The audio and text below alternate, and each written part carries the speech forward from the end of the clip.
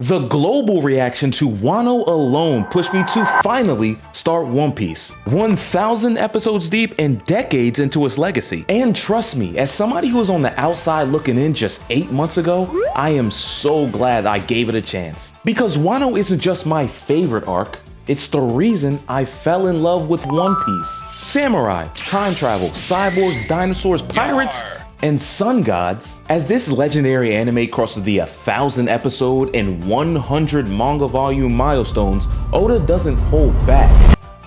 He goes all in. But hold on. Can we be real for a second? Adding time travel to your story can be like walking a narrative landmine. Ask Zelda, ask Marvel. Do not ask Pokemon. But in a world as packed as One Piece is, a time travel story felt like madness. And yet, Oda made it work. Wano made every episode, yeah, all 200 of them, feel important. The pacing, surprisingly tighter than most arcs, even if the story is mad long. And of course, you know the world building was relentless. And finally this arc, Zoro gets his moment. I've been waiting for this since Thriller Bark 700 episodes ago when Wano was first name dropped. And if you want Wano to hit differently for you, this fact is so important. Of all the people that believed in Luffy's journey, some that followed him, some that fought for him, some that died for him, Zoro was the first. And he never left. Not even once. And it's not just Zoro. Trust me, your favorite Straw Hat will have a moment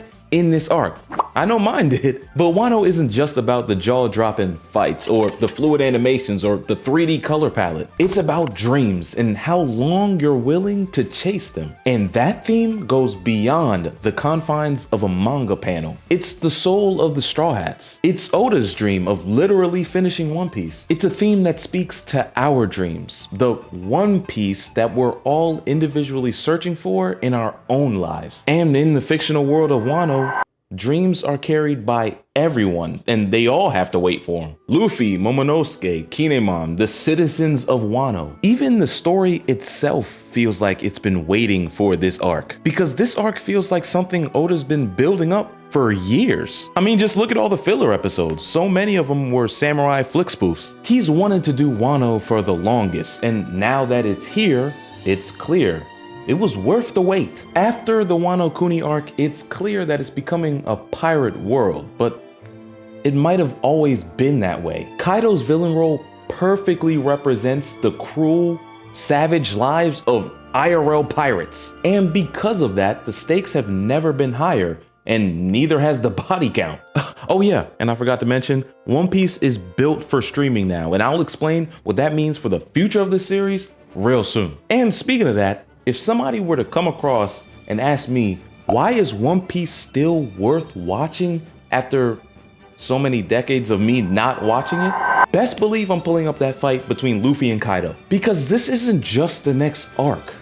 It's the start of a new era. No Lamar Jackson. And at the end of this video, I have a lot to say about how one transformation flipped this gigantic One Piece world on its head, and how it had a trickle-down effect on the characters with the biggest fan bases in the One Piece world. Ace, Sabo, Law, Blackbeard. But before all that, I hope you're a Zoro fan because this story was tailor-made for your boy. Hey, what's up y'all? It's The Bread Show, a place where we give our anime and gaming opinions while doing a little bit of animated and gaming ourselves. And today, we are getting to the highly anticipated Wano Kuni arc. The hype for this very arc, this arc right here is the reason why I started watching One Piece. I said it in the last video, it was everybody's reactions to Gear 5 and saying that it was kind of like Super Saiyan is what made me want to watch One Piece. And y'all in the comment sections and the streams and the shorts comments everywhere have been hyped for me to get to this arc. And it was well warranted. I love Wano. It's my favorite arc so far, overtaking Thriller Bark and Marineford for me. And I guess also Water 7. I've anticipated making this video since the beginning of me doing this One Piece series. So let's get straight into it. I hope by the end of this very long video, I could convince you to hit that subscribe button and leave a like because it really helps the channel out a lot. Please leave a like. It really helps the channel out. And also leave a comment because y'all are my One Piece community. 196 episodes, 16 manga volumes, and 10 Straw Hats. Let's get straight into this with A 60-second summary. The Straw Hats arrive in the isolated land of Wano, ruled by the tyrant Kaido and the corrupt shogun Orochi. They team up with the 9 Red Scabbards, retainers of the fallen daimyo Odin, to spark a rebellion. Meanwhile, Luffy gets imprisoned, trained under Hyogoro, and becomes even stronger. Big Mom ends up showing up, causing chaos, but unexpectedly allies with Kaido. The war begins at Onigashima, where the Alliance, Samurai, Minks, Pirates, and Ninja clash with the Beast Pirates. The Red Scabbards face Kaido, but it's Luffy, Law, and Kid who eventually rise to the challenge for the Emperors. We learn about Joy Boy, the Sun God Nika, and the true nature of Luffy's own Devil Fruit. After brutal battles and sacrifices, Kaido and Big Mom are defeated. They may be dead. Wano is freed and Momonosuke becomes shogun. Luffy and the crew finally set sail again, stronger, free, and closer to the truth of the world. Wano has that Marineford energy and a whole lot of other energies, but I'ma get to that. You could feel this arc building for years, since Fishman Island, since Thriller Bark, before the Straw Hats even crossed into the new world. And when it finally hits, it hits different. Wano feels massive, but not just because of the story, but also because of how the anime has evolved. The anime recaps got shorter, cut down to maybe 30 seconds, if any. And on top of that, the episodes got longer. We're getting 24 full-minute episodes now, and we used to get 22 to 23 minutes, which doesn't seem like a lot, but when stacked on top of 200 episodes, it is gargantuan. And making One Piece for streaming services changed everything. Wano also has that Water 7 feel, because Water 7 was One Piece's first visual upgrade. Finally got rid of those black bars on my TV screen. But Wano has more intense action, gory visuals. The characters are even cursing now. One Piece has actually stepped into a new era. I wasn't joking. Even the storytelling shifted. There's less filler, fewer villain backstories, and way more at stake. More death than any arc before. The tension never lets up for 200 consecutive episodes. This arc is impossible not to love. The very few complaints there were about One Piece, this arc directly handles and tackles. And all of the storytelling is delivered through a unique structure. The Wano arc itself is built like a Japanese kabuki play from what I've been reading, and it was divided into 3 different arcs, each with its own purposes, tones, twists, and turning points. So I'd figure I'd break down this video in the same exact way. Act 1, 2, and 3. And at the end, in Act 3, we're gonna talk about you-know-who doing you-know-what, and what that means.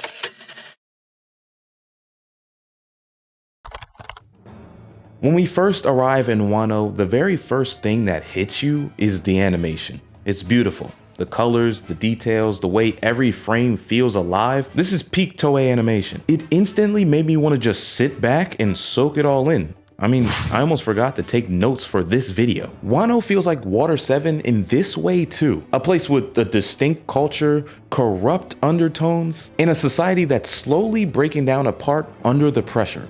And speaking of the pressure, Luffy is the one that lands straight in the middle of it. In the midst of all the suffering, he finds Tama. After Luffy unfortunately has to break the news to her, Tama quickly starts grieving Ace's death, but this is where Luffy really starts to show his maturity. With an anime this long, it'd be an outright shame if we didn't see the characters, especially the main characters, grow. But in this moment, we got a direct juxtaposition. He tells Tama with the straightest face ever that Ace has died, and he doesn't even mention to her that that was his brother. You could tell that Luffy emotionally grew because, if you remember, Luffy grieved harder than anyone, and Luffy is the one with the bigger excuse to grieve in this moment. But now he's the one with dry eyes comforting Tama on her loss, and she was only in the beginning stages of denying Ace's death. Luffy talks about Marineford like Dutch Vanderlyn talks about Blackwater in Red Dead Redemption 2.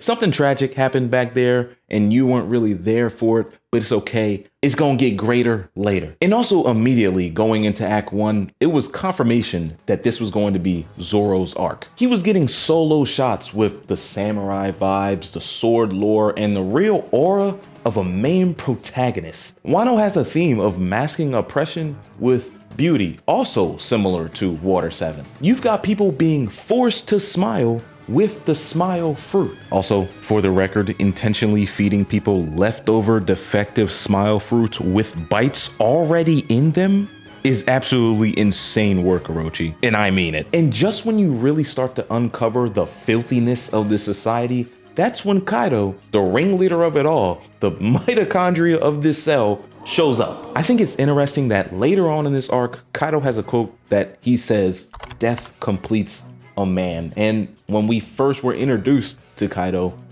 he was looking for his own death and jumping off a cliff, which sets up his eventual demise, kind of falling off another cliff in Act 3.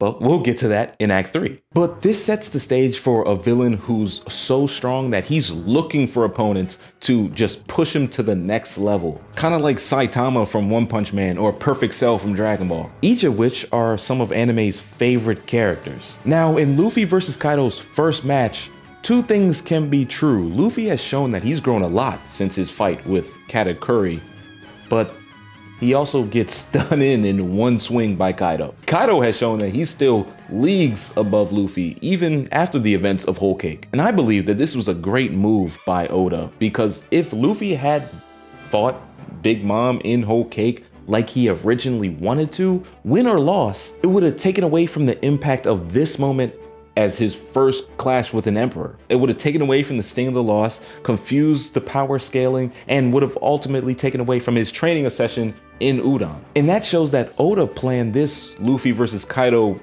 fight way before Whole Cake even started. Maybe before even Fishman Island started, because that's when he first called out Big Mom. And considering how long all of these arcs have been, that is nothing short of amazing. Still, at the time, I wondered why Kaido didn't just kill Luffy in that moment. But then I realized that he wanted Luffy to submit. He tried to break him down, just like he tried to break down Kid, Hawkins, and Killer. But it is wild that Kaido kept the samurai alive in the Udon prison. I felt that that was really risky for Kaido's part. It ended up being his demise. It was no real gain for such a high risk, and I think it was a real blunder on his part, because you were never going to make a samurai submit. Their whole thing is honor and will. That's their whole thing. You're not going to be able to break that. And Kid, after hundreds of episodes of buildup, this brother got caught twice in one arc and lost an arm before we even saw him swing his first real swing in a first real One Piece fight. I was on hate watch for him since the beginning, but luckily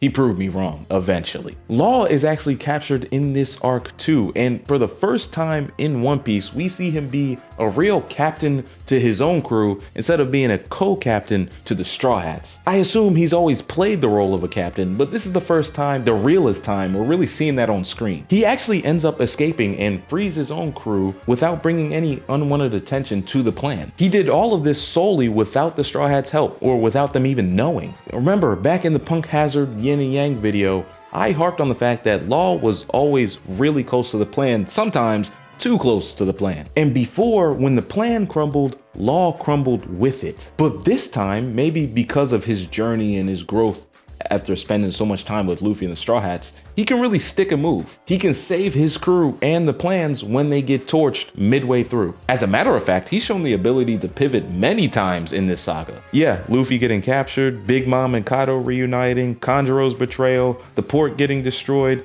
None of that was part of the plan, but he handled it very well. He responded to each failed plan with a new and improved update. Remember back in Dressrosa, all Doflamingo had to do was invite Fujitora to ruin Law in that arc, almost ruin him the whole first half, the whole first 3/4. And now he's dealing with Orochi, Big Mom, and Kaido teaming up while they're all in enemy territory. This is a major feat, and it sets up the best performance he's ever had in this whole show in Act 3. And trust me, I will definitely be getting to his appetizer fight to the eventual bombshell that is Gear 5, Big Mom versus Law and Kid.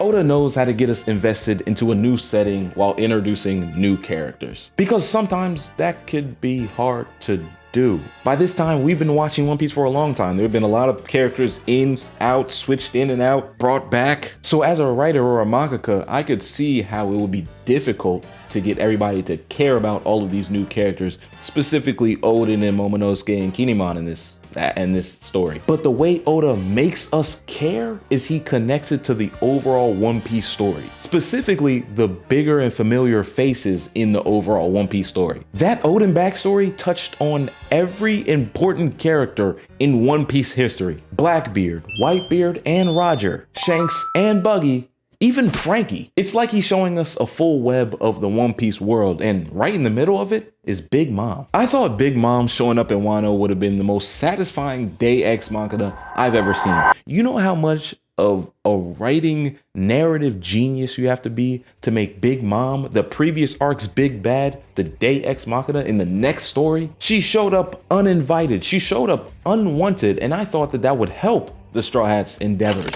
She ends up losing her memory, becomes Mama, works with Tama, and even teams up with Kaido because they were crewmates at one point? Are you kidding me? That's like finding out your two exes are best friends. Turns out Whitebeard, Big Mom, Kaido, and every other important pirate have like NFL head coaching trees. Everyone is connected to someone legendary from the past. And all three, Whitebeard, Kaido, and Big Mom, were all part of the Rocks Pirates, who went up against some more big names, Garp, Roger, and Shanks at God Valley. I really thought that Kaido and Big Mom were gonna give us the first Emperor clash since Shanks and Whitebeard back in, what episode was that? Like the 200s? But nah, it never happened. Instead, we got the first mention of God Valley, and they're back to working together. As a matter of fact, turns out Kaido owes Big Mom a favor for getting him his devil fruit. And we learn in Oden's backstory that God Valley is where Garp and Roger teamed up to fight the Rocks Pirates for a reason that's unknown to us at this point. How the hell are we getting foreshadowed, cliffhangered this hard on a past event? This show's world building is absolutely ridiculous on a whole nother level. The whole God Valley incident was actually lightly referenced back in Marineford between Roger and Garp when Roger turned himself in and was imprisoned by the government, and he was talking to Garp about saving his son, Portgas D. Ace. Roger mentioned that he saved Garp before and they were loosely friends, or maybe previous business partners would be a better way of putting it. Roger was using this God Valley incident, allegedly, I think, as a bargaining chip for taking care of his son. Even though we were enemies, I respected your father. We fought many times, but we had a sort of bond. Garp said this to Ace in Marineford. Also, another side note, I am not sure, and I don't know if we're all sure, if Roger has a devil fruit by now. I've never seen him in the water, which makes me think he does have a devil fruit, but I also haven't seen the devil fruit, which makes me think he doesn't have a devil fruit. He uses a cutlass. That doesn't stop him from being a devil fruit, but that also doesn't make him a swordsman. Like, you get what I'm saying? If he doesn't have a devil fruit, that would make me a lot less scared of Blackbeard, because that would be the ultimate trump card. Hockey beats devil fruits no matter how many devil fruit abilities you have. And speaking of, we're getting cutaways to Emperor Blackbeard taking over, and already taken over, Pirate Island, sitting there lurking with a 2.2 billion berry bounty. Blackbeard's lore is growing, and it's obvious that Luffy is not the only person in this arc that may not be a person, but rather a higher power. Blackbeard revealed that he doesn't need sleep. I don't know if he said that before, but when he said that, it really tripped me up. He doesn't need to sleep. And on top of that, his body allows him to have 2 different devil fruits. And like I said in the last video, he knew that before taking the second devil fruit. I don't even know if 2 devil fruits is his limit. He could just keep going. These cutaways are always there to remind us that he's always there, still waiting to be dealt with by Luffy, because it's obvious no one's gonna take that chess piece off the board for Luffy. He's gonna have to do it himself. He is One Piece's main villain, and he will for surely be the last obstacle. Either him or that guy with the huge hat from the Reverie. Maybe that's his head. Maybe that's his head. I don't know. That might be just his head. I don't know. We'll find more about that later. Another side note, Blackbeard stealing devil fruits is going to be a really fun function to go into later on, because we're going to be able to see all of the old devil fruits that we kind of forgot to One Piece's past get brought back up in a story in a big way. assuming that that actually happens.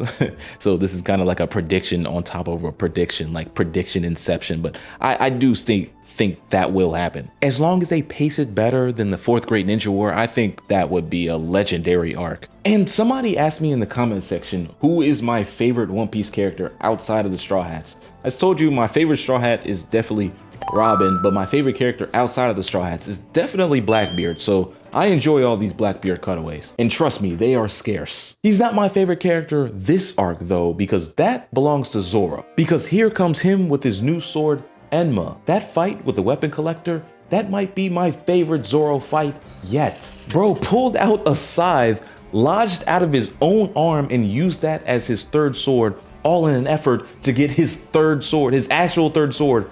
And when he won the fight, he didn't even care about actually getting it back because he took a replacement. And in that fight, I was reminded that every sword that Zoro has had was earned by either him or Luffy. Except for maybe Kitetsu the third. But still, Luffy retrieved Zoro's childhood sword for him in Romance Dawn. Zoro fought Ryuma in Thriller Bark, and then he fought the weapons collector for Enma in like a tertiary kind of way. And just remember, he got Kitetsu the third for free from the weapons dealer in episode 49 in Logtown. He just did the thing where he held his arm out, threw the sword in the air. The guy was worried about it being cursed and stuff, and turns out Zoro had his luck.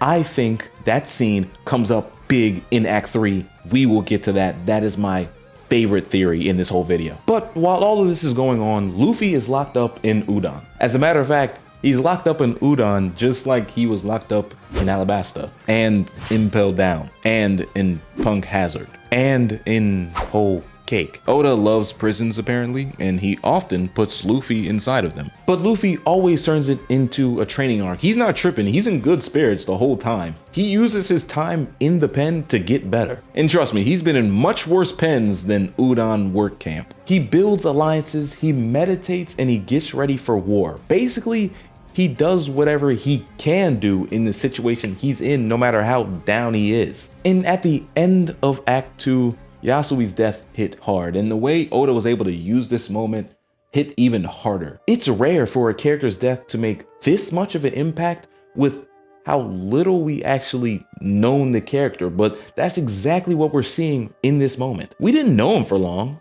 but the death still hurt. He died like a hero, and it mattered because it inspired the people around him, especially through the children that were around him. Another theme that I found in Wano is a theme that's near and dear to my heart, which is the theme of children doing things that adults should do because the adults are incapable at doing it. And that's actually the same theme as one of my favorite games, video games ever, Earthbound, which I put a lot of Earthbound music in my videos. If you've watched my videos, you definitely heard Earthbound music.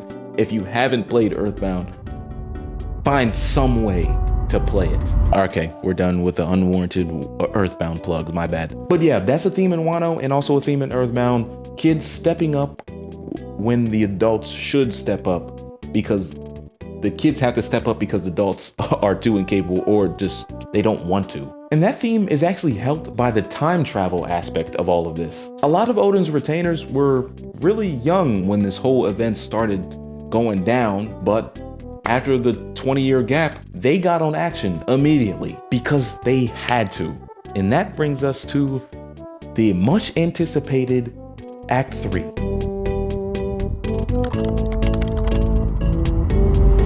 Let's talk about Chopper first. This is the most growth we have seen from Chopper. I am putting that down right now on paper. When the Ice Oni virus hit, Chopper did not panic. Well, he kind of panicked, but that didn't stop him from creating an antidote on the spot in the middle of a literal war. That's not just an improvement in practicing medicine, that's an improvement in deductive reasoning. Deductive reasoning under pressure, mind you. Then Queen tried to clown him, belittling his role. On his wanted poster, his bounty is like $100. Like, that's been a running joke in the show. But through it all, Chopper stood tall. But this is where I started getting my theory bag again, right? Chopper has always had a love language of words of affirmation. That's been another running joke for Chopper in this whole show. But if someone's love language is words of affirmation, That means words of straight up discouragement and I don't believe in you would hit a person like that even harder. And stuff like that has worked on Chopper in the past, but this time he ain't fold. He's proved that he's growing, not just as a doctor, but as a pirate, as a warrior. He held his ground with the rumble balls as a baby grandpa. And honestly, I think holding off Queen for as long as he held him off was his best win since against the priest in Skypiea. Brook didn't get a 1v1 fight moment like he did in Whole Cake, but his support was still very crucial. He protected Robin after her fight, he fended off CP0, and he stayed strategic in the chaos. Calm, smooth, and effective. That was Brook this arc. And speaking of Robin, Robin versus Black Maria was special. This was a rare Robin to the rescue scene instead of being rescued. And it was Sanji of all people. And then she goes full demon mode and defeats a Tobiropo, what's her name again? Black Maria, fully solo. It's her first full major solo on-screen fight and she owned it. There's a moment where she says, "I'm not the kind of woman who relies on her friends to win her fights." And that's going on her Hall of Fame plaque when it's all said and done. I try to be fair with the Straw Hat Glaze. I could talk about Robin for a very long time, but I'm trying to keep it even for everybody. You feel me? You feel what I'm saying? But Robin definitely grew in this arc. Frankie versus Sasaki, General Frankie versus Sasaki was a great fight. Most of Frankie's fights are like awesome mecha type fights that scratch that itch. And this did just that. There was no strategy, no tricks, just Frankie handling business. Nami and Usopp paired up versus Page One and Alti, and that was a top tier fight in this arc. Nami gets Zeus back, who's fully loyal now, and blasts Alti with one of the biggest electricity attacks we've seen in the show thus far. But just the fact that Nami is now able to stand up to someone like Kaido's Tobiropo is a wild fact. And when she refused to say that Luffy would never become Pirate King, remembering all the way back to Arlong Park, which is legitimately 1,000 episodes ago now, that was an amazing moment. And obviously, not every Straw Hat would have withstood that pressure. But like Chopper and Robin, she ain't fold. Usopp didn't get a big finish, but he still grew and his role was still vital. He protected Tama and helped Tama distribute the Kibidongo, the little dumplings that she was pulling out of her cheek, and gave one of his classic speeches about being a brave warrior of the sea. And that made me think he's almost ready to see his pops. Back in Syrup Village, he wanted to be a brave warrior of the sea, and he claimed that his dad was a great pirate, and that was confirmed at the end of this arc. Turns out, he wasn't lying. Turns out he wasn't lying. Oh my gosh, this guy never ceases to amaze me. Usopp doesn't have to lie. His life is legitimately amazing. He doesn't have to lie about it, but he continues to do so. And this might be a sidetrack, but I seen a comment about the fact that Usopp lying about his life isn't really lies. He's just foreshadowing things that eventually come true because he has the best observation haki we've ever seen in the history of One Piece. And that makes so much sense that it's scary. Jinbei versus Who's Who is Jinbei's first major solo fight as a Straw Hat. He hops in the paint with a former CP9 agent and gives a beautiful speech about loyalty and Fishman pride. That fight was about honor as much as it was about Fishman karate. But now, let's get to the heavy hitters in this arc.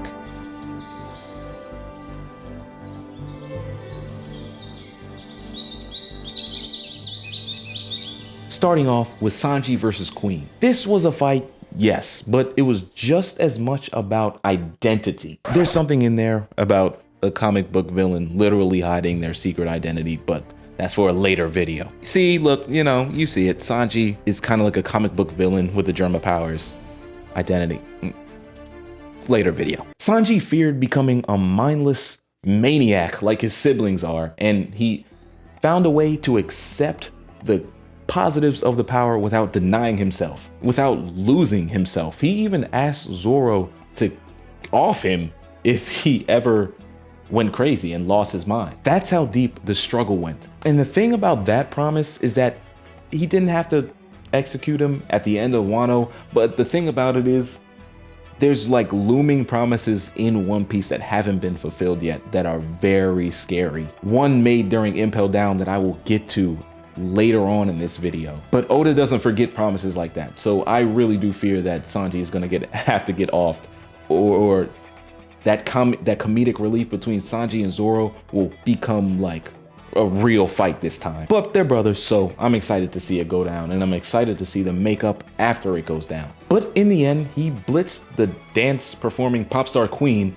with his own style. Classic Sanji, heart, spirit, and soul. Zoro versus King was the meat and potatoes of this arc, the main course we'd all been waiting for. And it had strong implications on Zoro's place in the One Piece world. And he goes back to the roots he may have always had in the land of Wano. This is the fight that we've been waiting for since Ryuma mentioned Wano in Thriller Bark. First of all, Zoro was a Swiss Army knife. He fought everyone in this arc. He fought all of the top performers. He fought Big Mom, he fought Kaido, he fought Queen, he fought King, and stood toe to toe with them all. He did something that only Oda managed to do with scarring Kaido. Now, the scar wasn't as big as Oden's, but he still scarred Kaido. Kaido even suggests something huge, that Zoro has Supreme King's Haki. That puts Zoro in the same tier as Rayleigh, Marco, Katakuri, real right-hand legends. His struggle with Enma awakened something in that near-death experience. It forced him to coat his sword with the Conqueror's Haki,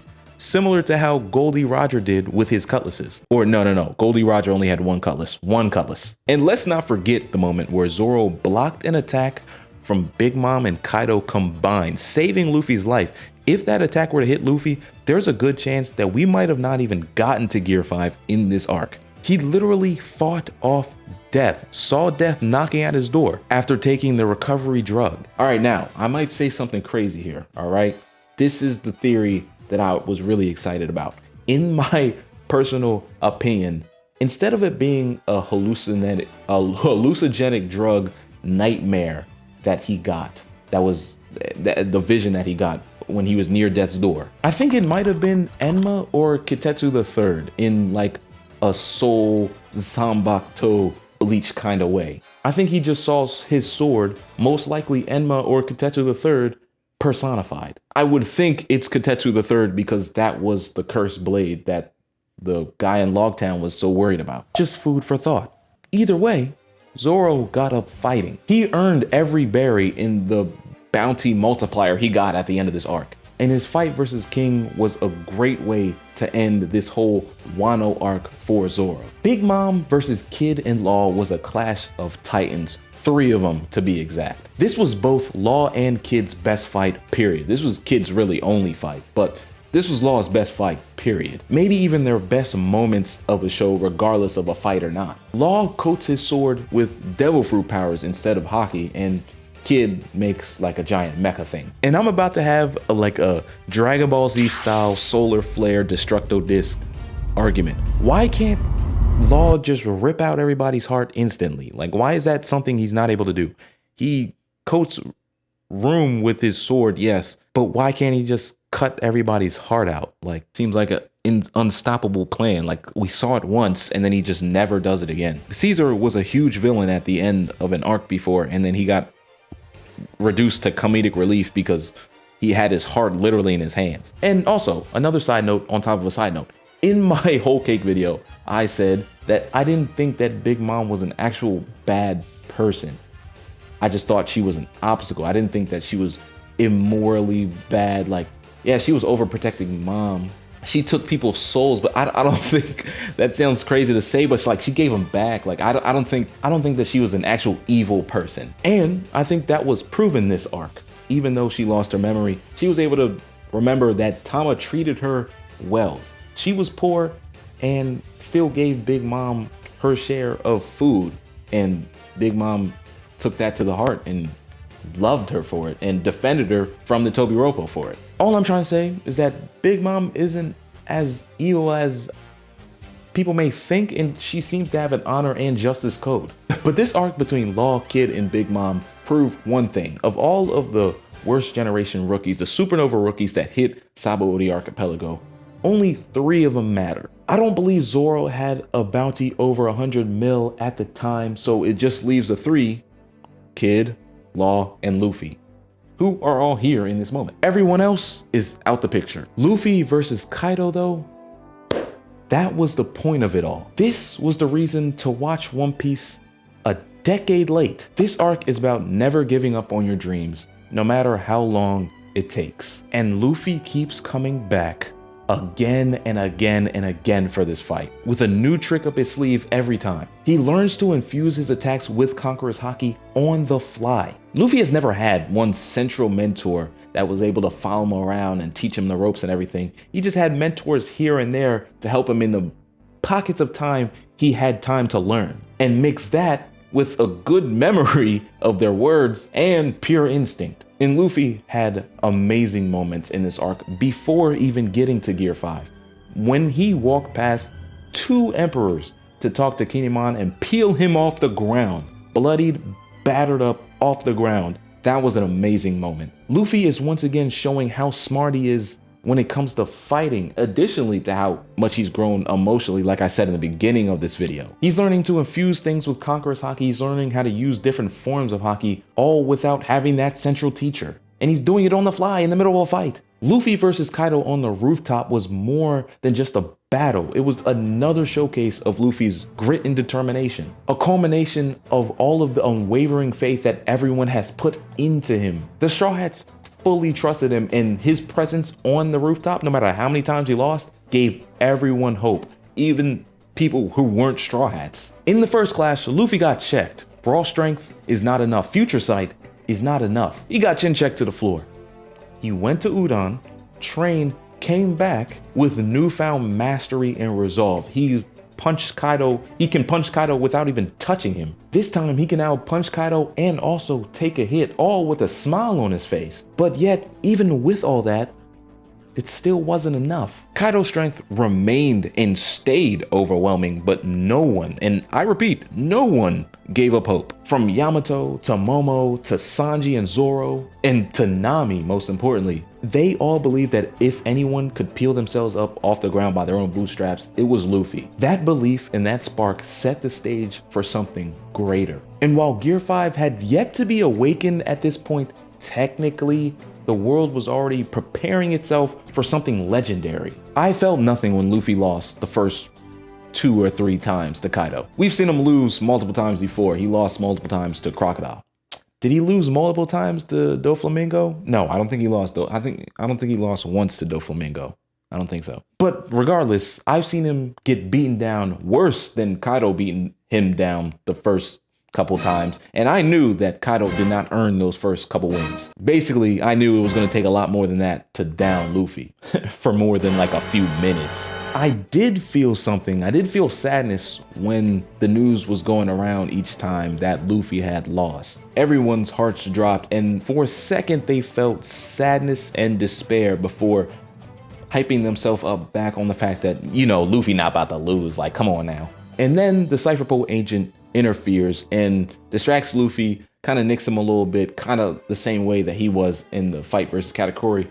Kaido knocks him out. And I don't think Kaido knocked him out. I think Kaido killed him in that moment. I don't think Kaido was lying when he said that Luffy was dead and Luffy was defeated on the rooftop after the CP0 agent got to him. I don't think he was lying at all. I think he was really dead. And that is what triggered Gear 5 Joy Boy to save his life. Give him a get out of jail free card. Let me say this clearly.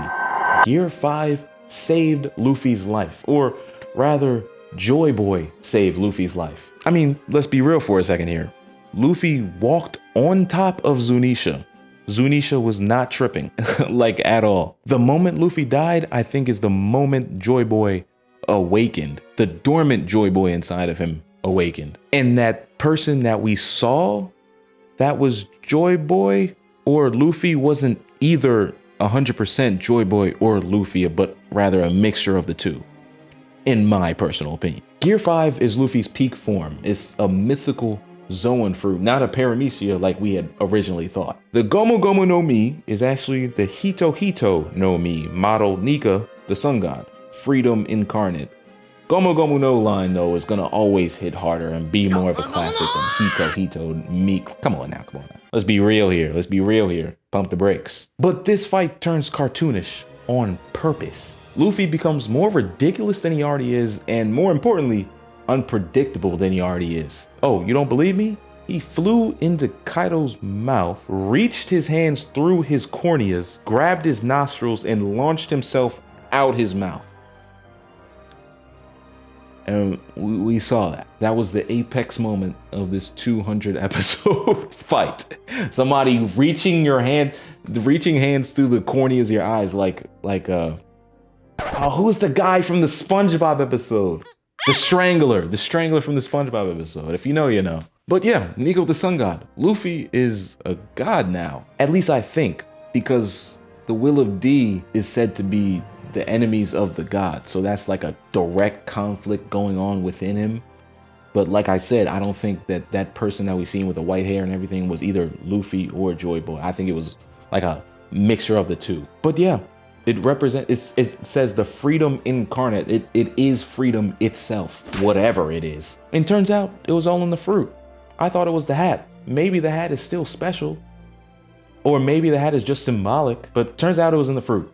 The hat was a red herring for now. The looseness and goofiness of Gear 5 accurately represents the looseness and goofiness of the actual character in Gear 5, Luffy and Joy Boy. Gear 5 got way more presentation than any other gear. Gear 2 was a part of the Blue Eno fight. Like, Blue Eno wasn't even I think his name is Bueno. I forgot his name. But yeah, that wasn't even the main part of the fight that he was in. And then Gear 3 was probably the most lackluster of them all. And Gear 4 like threw me off. Like I was totally thrown off by it. It was still awesome, but it threw me off like 1, 2, 3, 4. Okay, 5. Okay, you know, it all threw me off, but it was still great. So that just brings up the question: are all of the other gods just normal people who ate special devil fruits as well? But this Gear 5 moment was the legendary moment that made me watch One Piece, made me do this whole review, and I understand the hype. At first, I was like, how can the 5th transformation be the greatest? I still am a big Dragon Ball Z fan. It's gonna be hard to beat the Super Saiyan 1 transformation. Super Saiyan 2 was amazing, Super Saiyan 3 was amazing, Super Saiyan 4 was pretty good. Ultra Instinct was really good, but it's gonna be hard to beat that first transformation. Oda and One Piece figure out a way to do it. Let's take a second to talk about Shanks, who, if Luffy is the sun god Nika, Shanks has been his guardian angel since the beginning. He blessed him with the Straw Hat. He stole the fruit from Luffy and kinda sorta let him have it. He saved Luffy from the Sea King, and he saved Luffy during Marineford, and then also saved Luffy at the end of Wano from the agent the Marine infiltrating Wano solo. And most importantly, he's the realist. He never felt bitter about any of Luffy's success. Even now, they're staring at each other eye to eye. Shanks has a upper hand a little bit, like a billion berry bounty, but still, they're still both emperors. Whatever Luffy gets in this life, he owes a lot of it to Shanks, and I'm gonna be excited to see how that story ends. The Joy Boy and Nika reveal reframes the whole story.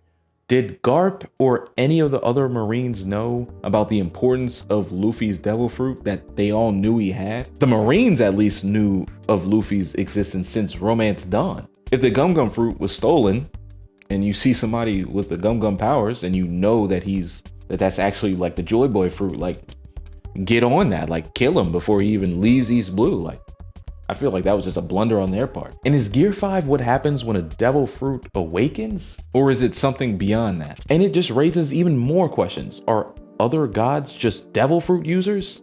We thought that Eneru wasn't a god, he was just a self-proclaimed god because he had a Logia devil fruit and lived in the clouds. Was Eneru an actual god? Did we double back on the double back? At this point in the story, Luffy's path obviously mirrors Roger's. They visit the same islands like Water 7, Fishman Island, Logtown. He died at Logtown, but you get it. They both carry Kozuki's on board, and they're both very convincing people that keep convincing other people, no matter what status they are, to work with him and let him take the next step as they chase their dreams, which is both freedom. And they both laugh at every situation, no matter how serious. If this parallel holds, I think that Luffy will disband the Straw Hat Pirates just like Roger did. I think Luffy is doomed to die at the end of One Piece just like Roger was doomed to die. Maybe because of the injections that he was getting in Impel Down and Marineford from Eva. He took what, 2 or 3 of them, and they each take 10 years off his life. Yeah, he might be doomed. And I think that that's how One Piece is gonna end. My personal opinion. If Luffy's journey is mirroring Roger's past, who would be the Whitebeard comp, the Black Big Mom comp? My personal opinion, it would be Law and Kid, most likely Law. I know that Whitebeard and Roger were enemies, but Law and Luffy are kind of enemies too.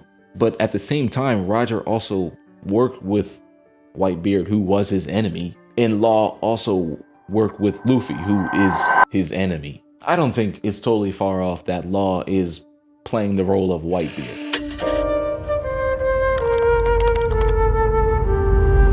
But now we're in the post-Wano arc, and the new bounties just dropped, and they're historic. 3 bill apiece for Law, Luffy, and Kid, which I think Luffy obviously deserves more. He carried the most weight. He soloed the Emperor that they worked together for after she was already worn down by other people. So it is what it is. Zoro, Sanji, and Jinbei all 3 of them top the 1 billy mark. And I love the moment where Zoro stops Luffy from crashing out about Vivi and Sabo and reminds him of how he felt about Ace. That's what you want from a right-hand man. Somebody who's gonna stop you from crashing out like you did 2 years ago when that situation scarred you deeply, literally. Those are the types of friends you need. Wano stays closed, and that makes sense. Momo is all grown up and he's making grown man decisions.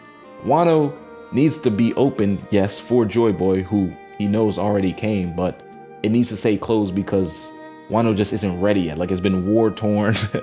You know, it's going over a remaking, and the world government is already hot on its tail. So doors will stay closed. And that's good because Pluton will be the ancient weapon that is Wano, the place, basically, will be revealed at the right time. Luffy has been kind of a father figure to Momonosuke, actually, and that's been shown a bunch of times. Saved him in Punk Hazard, helped him fly in Punk Hazard, brought out the dragon in him in Wano, and Odin loved the sea. So how fitting is it that Odin traveled with Roger, and then 20 years later, Luffy traveled with Odin. No, Luffy traveled with Momo.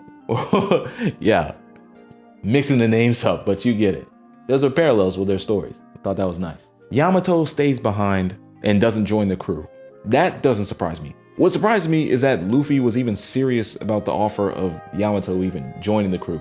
When Luffy started, he said he wanted 10 people. He already has 10 people. He has 10, with Jinbei going onto the ship, he has 10 people. Why would he need Yamato to join the group, even as an honorary member? I'm glad they stayed home. But since that number 10 number is kind of more of a loose 10 than it is a strict 10, are there more Straw Hats coming? Because if there are, the Straw Hats that I thought would have been added would have been Vivi and Sabo, and they're in some pretty sticky situations right now. Because the world outside is falling apart. Sabo is pronounced dead, even though that doesn't seem right with everybody. King Cobra is dead though. That seems very sure with everybody. Vivi is missing, which is definitely not good. Kuma is freed, which is good. He's back home. In the Reverie Aftermath that felt so long ago, that was 200 episodes ago. That 12 episode that was really 6 episodes, but was 12 episodes.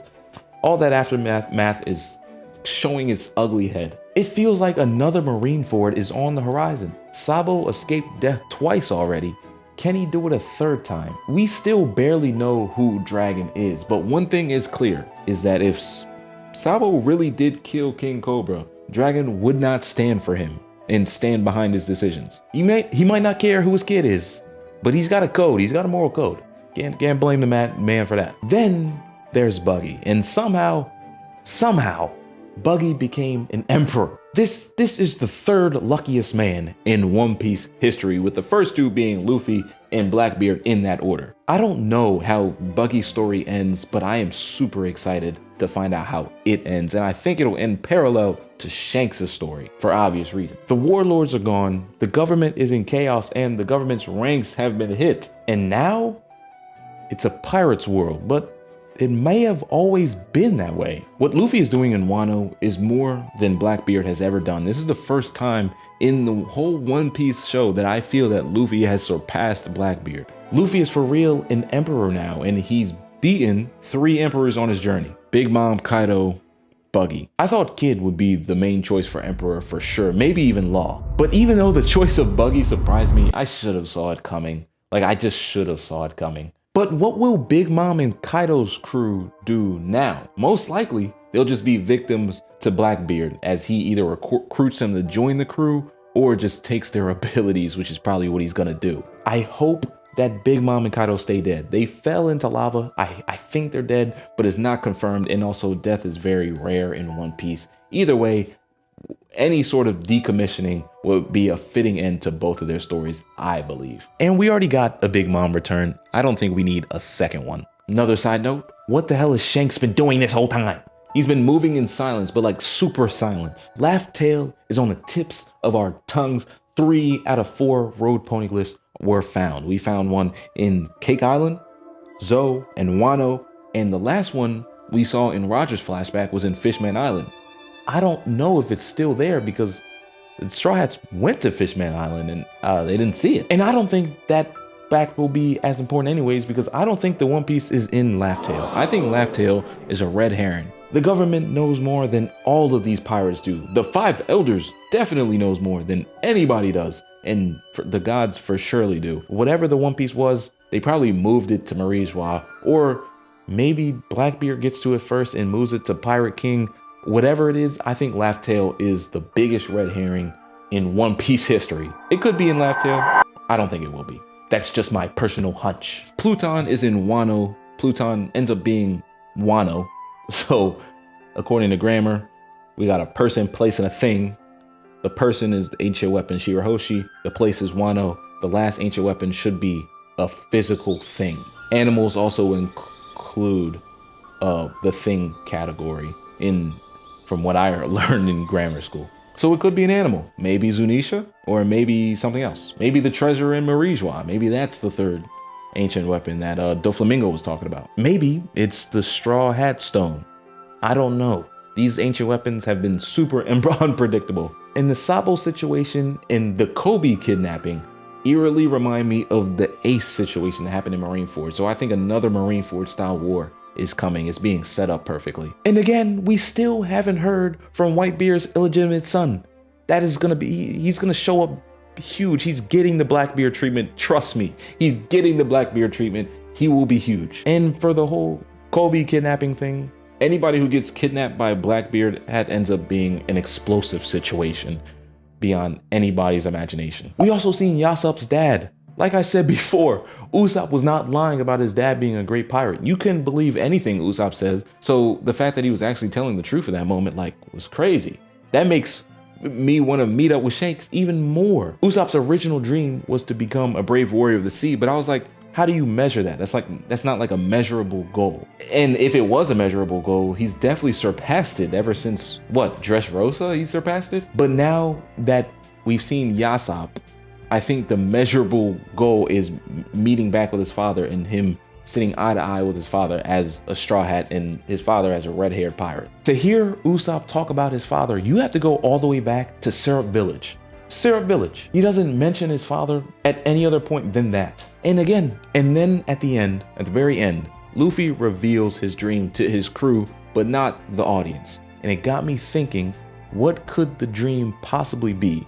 He said that he told Shanks, Ace, and Sabo. I think he might have told Garp, I don't know. So he's had to have wanted to do it since a kid, which automatically ruled out my first thoughts of bringing someone back to life. I thought that was, but then I was like, that couldn't have been possible if he told Ace and Sabo and them. So it couldn't be bringing somebody back to life. And it couldn't just be freedom, because then that wouldn't have invoked the reaction it did from his crewmates. So it's got to be something huge. And then also, I don't think Luffy would want something selfish. So it's not going to be like money or anything like that. Luffy's not a selfish person, so I don't think his dream will be selfish. They all got mad at him at his reaction. Specifically, Usopp did.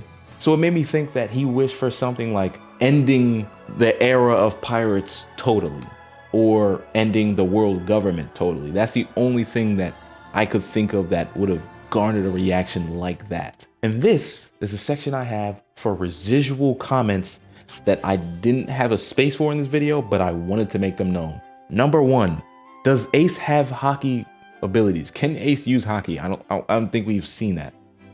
I don't think. Another thing, Killer is such a great nickname. Killer chopping off the arm of Hawkins in the same place where Kid's arm was missing was a great moment, super smart, and it really shocked me. Another thing, Hyogoro and Kaido have similar tattoos. They're just, one's colored red, the other's colored blue. I guess they're both Yakuza. I wouldn't know why that is because Kaido's not from Wano. Hyogoro is. Maybe Kaido just spent a long time in Wano and just adopted some of the I don't know. But yeah, they have pretty similar tattoos.